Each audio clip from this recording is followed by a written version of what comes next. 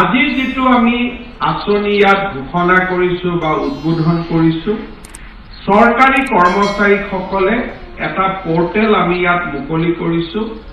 পোৰ্টেলত নিজৰ নাম পঞ্জীয়ন কৰিব লাগে নিজৰ নামটো পঞ্জীয়ন আছে কাৰণ আমাৰ CPMSৰ ডাটাৰ পৰা আমি তাক অলৰেডি ৰাখি থৈছো কিন্তু আমাৰ ডিপেন্ডেন্ট সকলৰ নাম যে মোৰ মা কোন দেউতা কোন মোৰ ল'ৰা ছোৱালী কোন এখেতসকলৰ নাম যিমান সোনকালে পাৰে আমি পঞ্জীয়ন কৰাৰ ব্যৱস্থা কৰিব লাগিব পঞ্জীয়নৰ বাবে কিয়স্ক থাকিব পোৰ্টেলৰ ঠিকনা মুকলি কৰি দিয়া হ'ব আৰু চৰকাৰৰ ফালৰ পৰা ইয়াক প্ৰচাৰ আৰু প্ৰসাৰ কৰাৰ ব্যৱস্থা কৰা হ'ব মই ভাবো যে বিভিন্ন সাৰ্ভিস এছ'চিয়েশ্যনে নেতৃত্ব ললে সেই কামটো অধিক সুকলমে সমাধান হ'ব পঞ্জীয়ন হোৱাৰ পিছত মোৰ যদি বেমাৰ আজাৰ হয় মই বিচৰা মতে যিকোনো হস্পিটাললৈকে মই যাব পাৰিম মোক ৰেফাৰেলৰ কোনো প্ৰয়োজন নাই মই যি হস্পিটালত যাব বিচাৰো মই সেই হস্পিটালতে যাব পাৰিম মই ডাউনটাউনত যাম নে GNRCত যাম নে মই মেডিকেলত যাম নে মই এপলো চেন্নাইত যাম নে মই মেক্সত যাম তাৰ কাৰণে আপোনালোকে এতিয়াৰ পৰা মেডিকেল কলেজত গৈ ৰেফাৰেল সাৰ্টিফিকেট উলোৱাৰ প্ৰয়োজনীয়তা নাথাকিব ইয়াৰ পৰিৱৰ্তে পোনে পোনে আপোনালোকে চিকিৎসালয়খনত যাব পাৰিব আৰু CGSS ভাৰত চৰকাৰে নিৰ্ধাৰণ কৰি দিয়া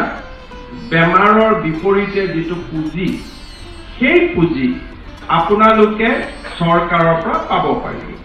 কোনোবাই যদি ভাৰত চৰকাৰে নিৰ্ধাৰণ কৰি দিয়া পুঁজিতকৈ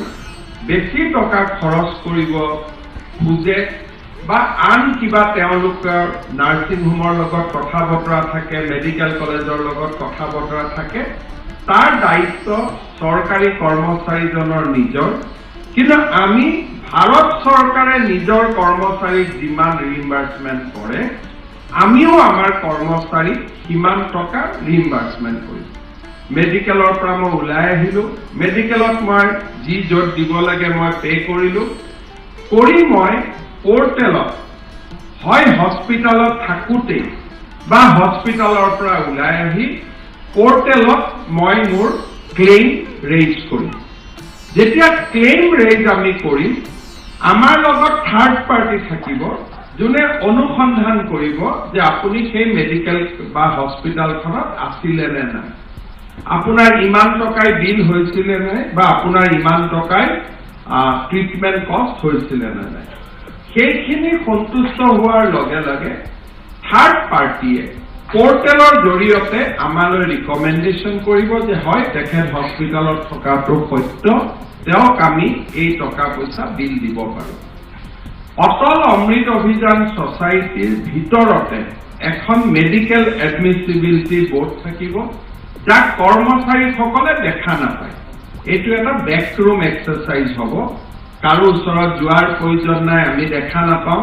আৰু হেলথ ডিপাৰ্টমেন্টৰ ডাইৰেক্টৰ আদি তাত যোৱাৰ প্ৰয়োজন নাই আমি সিম্পলি চাম যে এওঁ ইমানখিনি ট্ৰিটমেন্ট কৰিছিলে আৰু থাৰ্ড পাৰ্টিয়েও তেওঁক চাৰ্টিফাই কৰিছে গতিকে আমি তেওঁৰ বেংক একাউণ্টলৈকে টকাটো পঠাই দিম